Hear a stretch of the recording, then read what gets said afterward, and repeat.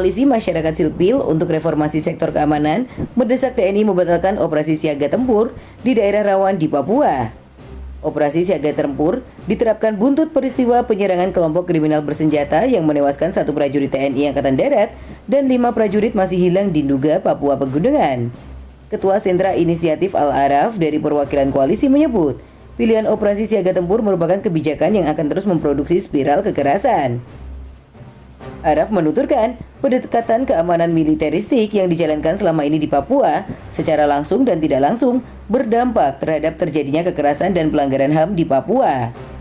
Beberapa kasus yang sempat mencuat ke publik misalnya, pembunuhan terhadap pendeta Yeremia Zanambani pada 2020, hingga pembunuhan yang disertai mutilasi terhadap 4 orang warga sipil di Papua pada 2022.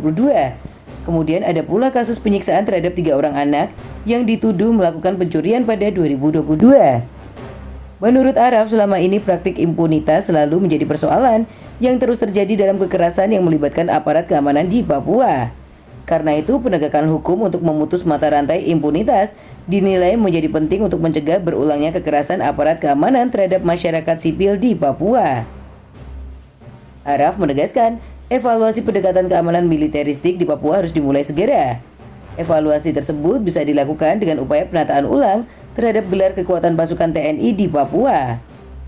Dia juga menilai dari sisi legalitas dan akuntabilitas, pelibatan TNI dalam penanganan Papua memiliki banyak persoalan yang tidak sejalan dengan Undang-Undang Nomor 34 Tahun 2004 tentang TNI.